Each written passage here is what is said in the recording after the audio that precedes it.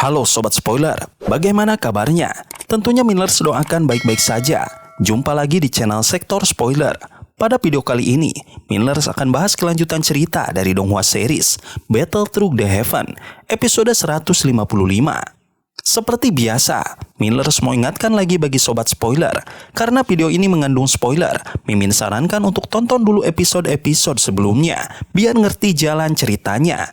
Tapi buat Sobat Spoiler yang gak sabar dan udah siap dengerin kelanjutan ceritanya, langsung saja kita gas ke ceritanya.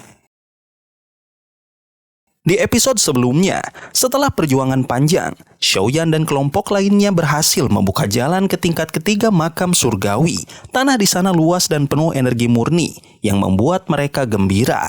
Namun, mereka tak bisa tenang karena ribuan serangga pemakan kuno mengejar. Untungnya, serangga itu hancur sendiri saat melewati dinding energi pelindung. Saat Xiaoyan akan menuntut balas, ternyata Hunya dan Hunli kabur lebih dulu. Lalu banyak kelompok memutuskan berpisah untuk berlatih sendiri. Sementara Xiaoyan tetap bertekad mencari makam leluhurnya. Mereka akhirnya memilih jalur yang sedikit lebih aman untuk menuju wilayah terdalam. Saat berhasil mengalahkan para penjaga tubuh energi, mereka mulai merasakan tekanan besar dari makhluk yang lebih kuat, yaitu Sain Suedao. Sosok tubuh energi Banseng yang sangat ganas. Sain Suedao duduk di puncak gunung batu, memancarkan aura mengerikan sambil memegang pedang berdarah. Pertarungan sengit pun pecah. Sain Suedao menyerang dengan kecepatan dan kekuatan luar biasa. Semua serangan kelompok Xiaoyan terasa tak berarti di hadapan kekuatan pedangnya. Saat San Suedao hendak menebas Xiaoyan, ia tiba-tiba berhenti. Matanya terpaku pada tanda rahasia klan Xiao di alis Xiaoyan. Tanda itu membangkitkan ingatan lama Sain Suedao, membuatnya terdiam. Pertempuran hidup mati itu pun seolah berubah menjadi awal dari sebuah rahasia besar yang terpendam selama ribuan tahun. Di episode selanjutnya, di tengah keheningan dan kabut pekat makam surgawi, sebuah pedang berlumuran darah tiba-tiba berhenti tepat di atas kepala Xiaoyan. Matanya yang tajam menatap dengan rasa takut dan dalam sekejap, aura kuat dari telapak penciptaan langit agung yang sedang terkonsentrasi di telapak tangan Xiaoyan pun ikut berhenti. Keadaan mendadak menjadi tegang saat Sain Suedao, sosok yang mengancam itu, dengan suara yang bergetar mengungkapkan satu fakta mengejutkan. Ia mengenali Xiaoyan sebagai anggota klan Xiao. Meskipun tato khas klan yang semula tampak samar-samar telah lenyap, Sain Suedao tahu benar bahwa sosok di hadapannya bukan orang sembarangan. Dia mengenali tanda itu, dan ketakutan yang tersembunyi di matanya menunjukkan bahwa klan Xiao bukanlah klan biasa. Rasa takut ini semakin menguat ketika pandangannya melirik ke kedalaman makam surgawi yang kelam, seolah mengingat sesuatu yang mengerikan. Gu Qingyang, Sun Er dan yang lain segera menghampiri. Penuh tanda tanya melihat perubahan mendadak sikap Sain Suedao yang tiba-tiba menghentikan serangannya. Dengan perasaan waspada, Xiaoyan dan teman-temannya mengamati sosok itu. Sain Suedao mengungkapkan keraguannya dan ketakutannya terhadap nama klan Xiao yang membekas di dalam dirinya. Dalam hati, ia menyadari bahwa membunuh Xiaoyan mungkin akan membuatnya terjerat dalam keinginan balas dendam yang sulit dilepaskan. Akhirnya, dengan enggan dan tanpa sepatah kata pun, Sain Suedao menarik pedangnya dan memerintahkan mereka pergi, memberi jalan yang aman ke arah barat.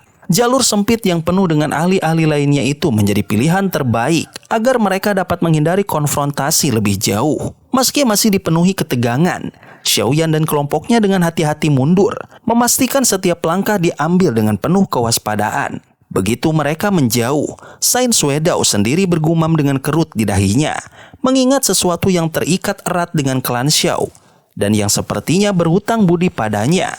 Ada sesuatu yang lebih besar dan misterius di balik tato klan yang menakutkan itu. Di sisi lain, diskusi hangat terjadi di antara kelompok Xiaoyan. Mereka mulai menyadari bahwa tato yang muncul saat aura Xiaoyan memuncak bukanlah hal biasa. Gu Qingyang menjelaskan bahwa tato tersebut bergantung pada kekuatan garis keturunan klan yang menurut sejarah telah benar-benar punah. Keberadaan tato itu menjadi teka-teki yang membingungkan semua orang, bahkan bagi Xiaoyan sendiri yang tak pernah melihat tanda tersebut sebelumnya. Sementara itu, pemikiran tentang Sains Wedao yang tiba-tiba mengubah sikapnya menimbulkan berbagai spekulasi. Mungkinkah ada hubungan erat dengan seseorang yang dikenal sebagai Xiao Xuan, seorang tokoh legendaris dari klan Xiao yang telah meninggal bertahun-tahun lalu? Meskipun kematian Xiao Xuan sudah pasti, bayang-bayangnya masih menimbulkan aura dingin yang menakutkan di dalam makam surgawi. Memasuki bagian terdalam makam, mereka menghadapi medan penuh bahaya, tubuh-tubuh energi yang kuat dan mengerikan bertebaran, dan hanya dengan kecermatan tinggi mereka bisa menyelinap melewati ancaman tersebut. Rasa kecil dan rapuh mereka makin terasa di hadapan kehebatan energi di sekitar, membuat mereka sadar betapa hebat dan berbahayanya tempat itu. Saat mereka hendak melanjutkan perjalanan, muncul dua sosok gelap yang menimbulkan kengerian. Kedua pria yang dikenal sebagai Hunya dan Hunli itu mengolok-ngolok kelompok Xiaoyan dengan santainya, seolah mereka adalah hewan yang bermain-main dengan mangsa. Gu Hua merespon dengan ejekan tajam, sementara Xiaoyan mengawasi dengan penuh waspada, menyadari bahwa keberanian mereka tampil di sini pasti ada alasan kuat yang tersembunyi. Namun, yang lebih menakutkan adalah kemunculan dua pria tua berpakaian abu-abu yang muncul diam-diam seperti hantu di belakang Hunya dan Hunli. Energi mengerikan yang terpancar dari mereka adalah tanda jelas bahwa mereka adalah Douseng, para ahli tingkat tertinggi yang berbahaya dan penuh misteri. Kehadiran mereka menimbulkan kegelisahan yang dalam. Kedua tubuh energi ini bukan sekedar bayangan lemah dari masa lalu. Mereka adalah roh Douseng dari klan Hun yang dipertahankan oleh kekuatan misterius makam surgawi. Rasa khawatir pun membuncah di benak semua orang jika harus menghadapi dua Douseng sekaligus, apalagi dalam bentuk tubuh energi yang masih begitu kuat. Kemungkinan bertahan hidup nyaris tak ada. Gu Qingyang dengan dingin menilai situasi, memutuskan bahwa jalan satu-satunya adalah melarikan diri. Dalam sekejap, kelompok itu menyebar ke segala arah, mencoba menghindari bencana yang akan datang. Namun, mereka terlambat. Salah satu dari tubuh energi Douseng mengepalkan tangannya, dan dalam sekejap, ruang di sekitar mereka menjadi sunyi. Waktu seakan berhenti, mereka membeku di tempat, tak mampu bergerak, hanya bisa merasakan teror yang menggerogoti kesadaran mereka. Namun, dalam keheningan yang mencekam itu, api emas yang membara tiba-tiba meledak dari tubuh Xiaoyan, seperti burung phoenix yang bangkit dari abu. Nyala api itu memecah belenggu ruang yang diam. Segera setelah itu, nyala api ungu coklat menyusul, memanaskan udara dan mengguncang kestabilan ruang. Dauki dari para anggota kelompok pun meledak keluar. Mereka berhasil membebaskan diri dari penjara ruang itu. Menyadari bahwa melarikan diri bukan lagi pilihan, kelompok itu bersatu kembali. Mereka tahu menghadapi ancaman seperti ini, perlawanan bersama adalah satu-satunya harapan. Namun lawan mereka tidak tinggal diam. Salah satu tubuh energi Douseng, Hun Diao, melepaskan kekuatan dahsyat. Dari tubuhnya melesat awan hitam yang kemudian berubah menjadi ular piton raksasa berukuran puluhan ribu kaki. Dengan kekuatan luar biasa, ekornya mengoyak ruang dan menghancurkan langit. Serangan itu menebar kehancuran, membuat ekspresi kelompok Xiaoyan memburuk drastis. Betapa jauhnya kekuatan Douseng dibandingkan dengan mereka. Dalam keputusasaan itu, mereka bersatu, melepaskan kekuatan terbaik yang mereka miliki. Xiaoyan memanggil kekuatan tiga perubahan misterius api langit dan menyerang dengan telapak tangan penciptaan surga yang hebat. Sementara itu, Sun Er, Gu Qingyang, dan yang lainnya menggunakan teknik legendaris jari kehancuran diam. Semua kekuatan ini bersatu dalam ledakan energi yang mengguncang bumi, menyambut serangan ular piton hitam. Ledakan besar terjadi saat dua kekuatan bertabrakan. Badai energi menyapu segalanya, mengguncang langit dan bumi. Tapi meski serangan mereka dahsyat, ular piton itu tidak hancur sepenuhnya. Ekor raksasanya kembali menyerang, memicu gelombang kehancuran. Tanah di bawah mereka runtuh, dan udara dipenuhi tekanan mematikan. Kelompok Xiaoyan mulai kehilangan harapan. Mereka telah mengerahkan segalanya, namun masih belum cukup. Bahkan untuk melarikan diri pun sudah terlambat. Di tengah keputusasaan itu, sesuatu yang mengejutkan terjadi. Ruang di kejauhan bergetar, dan sosok misterius tiba-tiba muncul. Dengan satu gerakan lembut, sosok ini menarik seluruh kelompok Xiaoyan menjauh dari medan pertempuran, menuju kedalaman makam surgawi. Mereka tidak percaya pada apa yang mereka lihat. Penolong itu adalah Sains Wedao, yang sebelumnya bukan sekutu mereka. Kedatangan Sains Wedao mengejutkan semua pihak. Sambil melontarkan kutukan pada keadaan yang ia hadapi, ia terbang cepat, berusaha menyelamatkan mereka. Namun belum sempat ia bergerak jauh, dua tubuh energi Doseng segera bergerak, dan dalam sekejap mereka mengunci gerakannya. Sain Suedao terhenti di udara, tak mampu bergerak lebih jauh. Dua Doseng itu seperti dewa kehancuran, muncul di hadapannya dan melancarkan serangan yang dapat menghancurkan siapapun yang terkena. Namun, tepat sebelum tinju mereka menghantam Sain Suedao, gerakan mereka terhenti. Suasana mendadak berubah. Suara berat, penuh kekuatan dan aura kuno menggema dari dalam ruang yang mulai runtuh. Suara ini begitu kuat hingga membuat kedua elit Doseng itu membeku ketakutan. Satu nama melayang di udara, menggetarkan hati semua yang mendengarnya. Xiao Xuan. Ketakutan jelas terpancar di wajah dua tubuh energi Doseng itu. Nama ini bukan sembarangan. Itu adalah nama leluhur besar dari klan Xiao, seorang legenda yang bahkan setelah kematiannya masih membawa teror bagi musuh-musuhnya. Ketika nama Xiao Xuan disebut, tubuh Xiaoyan tiba-tiba bergetar hebat. Darah di dalam tubuhnya beriak, seolah merespon panggilan yang berasal dari masa lalu. Riak itu begitu akrab, sebuah ikatan yang tak bisa dijelaskan dengan logika biasa. Di depan mereka, ruang kosong bergelombang pelan sebelum akhirnya sesosok pria muncul tanpa suara. Ia mengenakan jubah hijau pucat, dan meski kehadirannya tak memunculkan fenomena mencolok, aura yang dipancarkannya terasa menakutkan. Pria ini tak terlihat luar biasa tampan, namun ada daya tarik tak biasa terpancar dari wajahnya. Rambut hitam tergerai sampai pundak, dan mata yang dalam seperti lubang hitam seolah menyimpan kebijaksanaan zaman. Pria itu menatap dingin ke arah dua tetua dari klan Hun yang masih membeku dalam ketakutan. Meski mereka merupakan ahli dengan kekuatan besar, pria ini, Xiao Xuan, pernah berdiri di puncak benua. Hanya segelintir orang yang mampu menyainginya. Namun, dua tetua Hun mencoba menenangkan diri. Mereka meyakinkan bahwa ini bukan sosok asli Xiao Xuan, melainkan hanya proyeksi. Ia terkurung oleh makam surgawi dan hanya dapat keluar sekali dalam 10 tahun. Dan masa itu belum tiba kembali. Mereka berusaha meyakinkan diri bahwa ini hanyalah ilusi. Tetapi pria berjubah hijau itu menyunggingkan senyum ringan. Meski tenang, sorot matanya mengandung dominasi mutlak. Ia menyebutkan bahwa dua tetua Hun itu tidak memiliki kualifikasi untuk berbicara dengannya. Kekuatan Doseng bintang 2 bukanlah apa-apa di hadapannya. Dengan tenang, ia mengangkat tangannya dan mengepalkannya pelan. Seketika, ruang di sekitar mereka runtuh. Dari kehancuran itu, muncul tangan besar berwarna hitam, setinggi 10.000 kaki, yang meluncur seperti kehendak langit menimpa dua tetua Hun. Tanah berguncang, retakan menyebar ke segala arah, dan suara ledakan menggema keras. Para pengamat hanya bisa menyaksikan kehancuran itu dalam diam, ngeri sekaligus takjub. Banyak badan energi kuat di sekitar merasakan kehadiran aura itu. Ketika mereka menyadari siapa yang muncul, mereka segera menyembunyikan kehadiran mereka.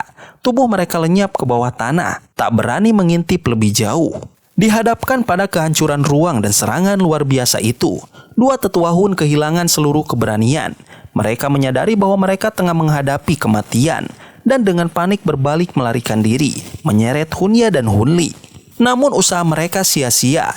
Tangan besar itu meluncur dengan kecepatan menakutkan, dan bahkan tanpa menyentuh tubuh mereka secara langsung. Angin pukulannya saja telah cukup untuk membuat tubuh mereka meledak menjadi ketiadaan. Hanya Hunya dan Hunli yang terlontar jauh, selamat, namun tidak karena belas kasihan, melainkan karena mereka terlalu tidak berarti untuk diperhatikan. Tanah di hadapan kelompok Xiaoyan hancur membentuk jurang dalam seolah menembus ke dasar dunia. Mereka menahan nafas, terkejut akan kekuatan destruktif luar biasa itu. Sain Suedao yang sebelumnya menyaksikan dengan khawatir, kini bersyukur dalam hati. Keputusannya untuk tidak ikut campur ternyata menyelamatkan nyawanya. Ia tahu kekuatan sebesar ini bukanlah sesuatu yang bisa ditentang. Setelah menyelesaikan serangan itu, Xiao Xuan perlahan berbalik. Tatapannya melewati Gu Qingyang dan yang lainnya, sebelum akhirnya mendarat pada Xiaoyan. Seketika, darah Xiaoyan kembali bergejolak, seperti mengenali asal-muasalnya. Ia mendongak dan dua pasang mata yang gelap saling bertemu dalam keheningan panjang. Sebuah senyum muncul di wajah Xiao Xuan. Tak dalam, tapi cukup untuk membangkitkan emosi yang terkubur dalam darah dan warisan. Ia berkata lembut, bahwa seseorang dari klan Xiao akhirnya datang. Penantiannya selama bertahun-tahun tidak sia-sia. Dengan hati yang penuh kegembiraan, Xiaoyan tak mampu menahan gejolaknya. Ia berlutut di udara, memberi hormat dengan penuh penghormatan kepada leluhur besar klan Xiao itu. Xiao Xuan tersenyum bangga. Ia mengulurkan tangan dan membantu Xiaoyan berdiri, menepuk kepalanya dengan lembut. Ia memuji performa Xiaoyan sejauh ini, menyatakan bahwa ia telah memperhatikan sejak awal sang pewaris memasuki makam surgawi. Gu Qingyang, Sun Er dan yang lainnya pun segera memberi hormat, menyadari bahwa sosok di hadapan mereka jauh lebih dari sekedar legenda. Bahkan kepala klan Gu pun harus memperlakukannya dengan penuh rasa hormat. Xiao Xuan tersenyum saat mengenali asal-usul mereka. Namun, ia sempat menegur klan Gu karena tidak sepenuhnya mematuhi perjanjian masa lalu. Hal itu membuat dahi Gu Qingyang dan yang lainnya dipenuhi keringat dingin. Namun mereka buru-buru menjelaskan bahwa hanya segelintir dari mereka yang menyimpang. Tatapan Xiao Xuan kemudian beralih pada Sun Er. Ia segera mengenali kemiripan garis keturunan antara gadis itu dan Gu Yuan. Sun Er pun mengaku bahwa Gu Yuan adalah ayahnya. Xiao Xuan mengangguk pelan, memuji bahwa keturunannya lebih unggul dari generasi sebelumnya. Namun, ia juga menambahkan, sambil melirik Xiaoyan dan Sun Er, bahwa klan Xiao akhirnya mendapatkan keuntungan dari semua ini. Pernyataan yang membuat wajah Sun Er memerah malu. Xiao Xuan kemudian memerintahkan Sain Suedao untuk kembali. Dengan restu leluhur itu, Sain Suedao tahu bahwa tak ada tubuh energi lain yang akan berani mengganggunya, dan ia pun segera pergi, tidak ingin berlama-lama. Saat suasana tenang kembali, Xiao Xuan menyatakan bahwa sosok yang mereka lihat hanyalah proyeksi dirinya. Ia tak bisa meninggalkan makam surgawi sesuka hati. Apa yang mereka saksikan hanyalah bayangan, namun bayangan ini saja mampu menghancurkan dua doseng dengan mudah. Gu Qingyang dan kelompoknya semakin menyadari betapa hebatnya kekuatan sejati Xiao Xuan. Kemudian, Xiao Xuan menatap Xiaoyan kembali. Ia tahu bahwa banyak pertanyaan dan kebingungan memenuhi hati pewarisnya itu. Dengan senyuman ringan dan suara yang mengandung kerinduan, ia mengajak Xiaoyan untuk ikut bersamanya menuju kuburan di dalam makam surgawi. Hari yang telah lama ditunggu akhirnya tiba. Xiaoyan, dengan hati yang penuh semangat, siap melangkah menuju kebenaran dan warisan sejati klan Xiao. Sobat spoiler, itulah spoiler dari Donghua series Battle Through the Heaven, episode 155. Episode 155, tentunya spoiler ini tidak akan sama persis dengan episode sesungguhnya. Maka dari itu, jika ada kesalahan dalam kata ataupun istilah, serta kekurangan atau kelebihan durasi harap dimaklumi. Dan jangan lupa untuk mendukung channel ini terus berkembang dengan cara like, share, dan subscribe, supaya kalian gak ketinggalan update terbaru dari channel ini. Terima kasih banyak sudah menonton video ini sampai akhir Sobat Spoiler.